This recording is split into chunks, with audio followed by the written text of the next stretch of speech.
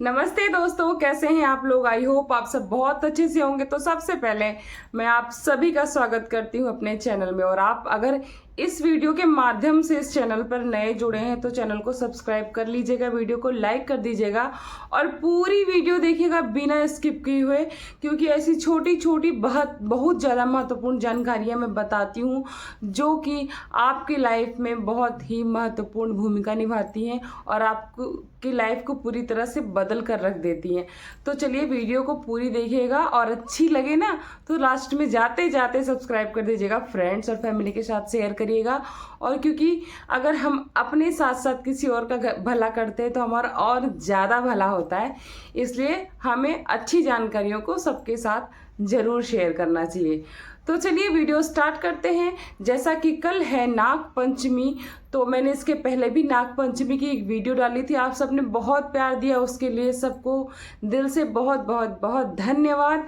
और मैंने सोचा कि इसकी एक मेन चीज़ है जो मैंने सुबह का प्रोसेस तो उसकी पूरी चीज़ें आपको बताई थी, लेकिन शाम के बारे में तो आपको बताना ही भूल गई। तो मैं क्यों ना उसके लिए एक स्पेशल वीडियो बनाऊं, तो आज मैं उसको बता देती हूँ। क्योंकि कल नाग पंचमी तो मैं कल स्वयं सब कुछ करूँगी और उसका पूरा वीडियो आपको शाम तक मिल जाएगा या रात तक भी मिल सकता है। क्योंकि मैं सुबह की पूजा से लेकर रात को गुड़िया तक कैसे मैं पीटती हूँ, क्या बनाती हूँ, क्या क्या हमारे यहाँ होता है, मैं आपको सब कुछ दिखाने की कोशिश करूँगी। तो चलिए आज का वीडियो स्टार्ट करते हैं।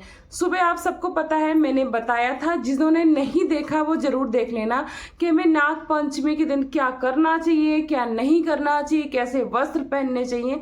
फिर भी मैं शॉर्टकट में आज की वीडियो में आपको इंट्रोड्यूस कर देती हूँ, उसके बाद मैं शाम का बताऊँगी।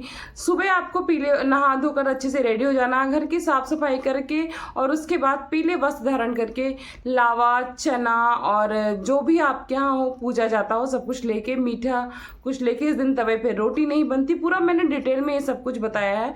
आपको बिल्कुल भी तवे का या लोहे की कढ़ाई का यूज नहीं करना चाहिए।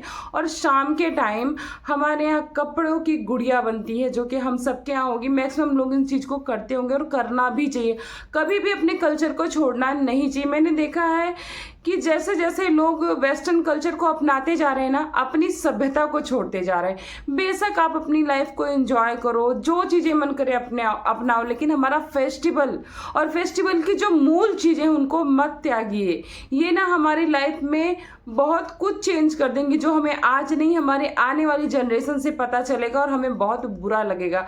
तो प्लीज़ अपने धर्म, अपनी सभ्यता को बिल्कुल भी छोड़िए मत।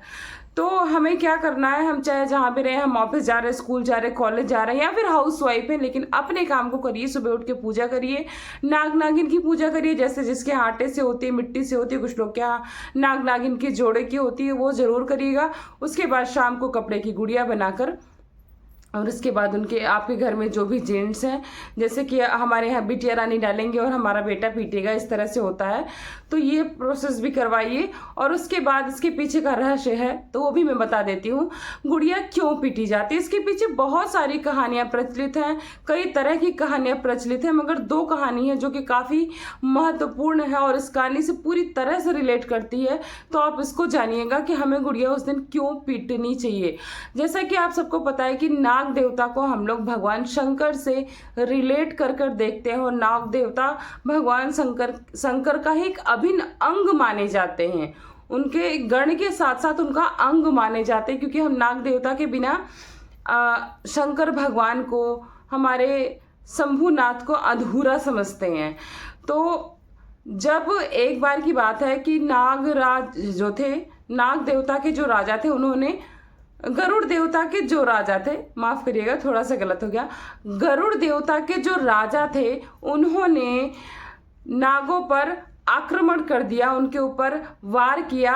तो नागराज उस समय अकेले पड़ गए और उनको समझ में नहीं आया। तब उन्होंने किसी स्त्री से मदद मांगी थी और उस स्त्री की मदद से अपने सारी नागों को बुलाकर ये युद्ध किया और इस पर विजय पाई। लेकिन ये रहस्य था कि उन्होंने स्त्री से मदद लिया था।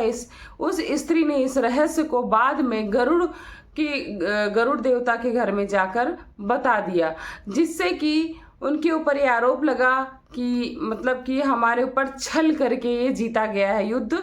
और इस बात से नागराज रुष्ट हो गए, क्योंकि किसी की मदद लेना कोई छल नहीं होता है।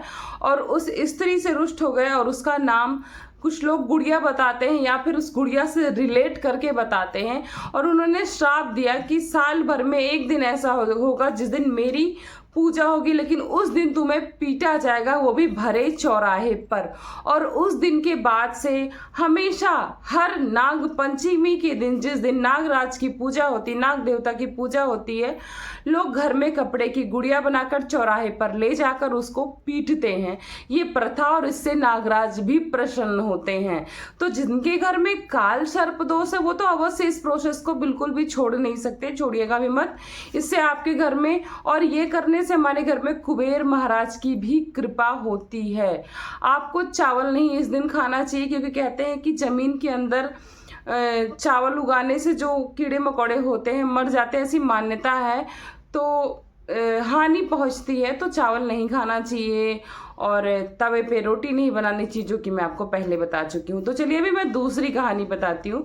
दूसरी कहानी ये है कि एक राजा थे, उनके 7 पुत्र और एक पुत्री थी। और उस पुत्री को राजा के एक दुश्मन थे, उनके ही पुत्र से प्रेम हो गया, जो कि राजा को पसंद नहीं आया। राजा ने मना किया, और उसके भाइयों ने भी बहुत समझाया, पर वो पुत्री मानी नहीं, और मर्यादा उल्लंघित करके उसके साथ में भाग गई, और जो है नाजायज संबंध बनाए। इससे रुष्ट होके राजा ने उसको ये सजा सुनाई, राजा ने और उनके पुत्रों ने, कि उसको चौराहे पर बुलाकर पीटा, बांध कर पीटा, पकड़ कर पीटा, कुछ भी कह सकते हैं। और उसके बाद से ये प्रथा चलाई कि जिनके भी घर की उस गांव में और उस समाज में, जैसे ये हमारे उत्तर प्रदेश की घटना बताई जाती है, कि प्रथा चल गई कि जिनकी भी बहू बेटियां इस तरह की मर्यादाओं का उल्लंघन करेंगी, भाई बाप माँ और कुल की लाज को तार तार करेंगी, उनको ऐसे ही पीटा जाएगा। तो ये एक कहानी ये भी होती है। तो खासकर मुझे वो कहानी ज़्यादा समझ में आती है। आप लोग बताइएगा आप लोगों को कौन सी कहानी ज़्यादा सही लगती है। तो ये 2 कहानियाँ प्रचलित है। नागराज वाली कहानियाँ हमने कई बार पढ़ी हैं। मैं अपनी बात बताऊँ तो मैं बेसिकली बचपन से लेके शादी तक प्रयागराज में रही हूँ। वहाँ पर एक नाग वासुकी नाम का बहुत ही प्राचीन मंदिर है, जिनका उल्लेख आपको पुरानी किताबों, पौराणिक किताबों में भी मिल जाएगा। उनकी सीढ़ियों पर कुछ निशान भी आज बताए जाते हैं। तो वहाँ पर एक मेला लगता था, और वहाँ पर गंगा जी भी उस सीढ़ियों के पास आती थी। वहाँ नाग वासुकी मतलब नाग देवता का ही पूरा एक मंदिर है। जैसे अमूमन लोग शंकर जी के मंदिर में जाते हैं नाग देवता की पूजा करने, पर वो स्पेशल नाग देवता का ही मंदिर था। आप लोग गूगल कर लेना, आप लोग को अच्छे से दिख जाएगा। तो वहाँ पर एक महात्मा जी थे, वो एक कहानी अक्सर सुनाया करते थे कि ये जो मैंने गरुड़ और नाग देवता की बताई है, और इस दिन बोलते थे अगर जो भी इस दिन विधि पूर्वक नाग देवता की और शंकर पार्वती की पूजा करता है, उसके ऊपर कुबेर महाराज की, नाग महाराज की असीम कृपा होती है। उसके दाम्पत्य जीवन और संतान के जीवन में जो भी कष्ट होता है वो बहुत ही आसानी से कट जाता है इस छोटी सी पूजा से। तो ये बहुत महत्वपूर्ण है, इसको करिएगा, लोगों को बताइएगा। आपके घर में बहू बेटियां हैं उनसे भी करवाइएगा। हमारी बहनें हैं तो अपनी बहनों को, भाभियों को, माओं को, सबको शेयर करिएगा जिनको नहीं पता होगा, क्योंकि हम अगर किसी का भला करते हैं तो ऊपर वाला हमारा भला करता है। तो बस इसी के साथ इस वीडियो को समाप्त करती हूँ। छोटी सी वीडियो थी, आई होप आप सबको अच्छी लगी होगी तो लाइक सब्सक्राइब शेयर करिएगा, और बताइएगा आपको किस तरह की वीडियो चाहिए। तो मैं नेक्स्ट वीडियो वैसे ही लाने की कोशिश करूँगी, और कल मैं आपको दिखाऊंगी कि हमारे यहाँ ये पूजा किस विधि से होती। तो चलिए वीडियो को एंड करते हैं। Thanks for watching Purnima Keshav vlog. Bye bye.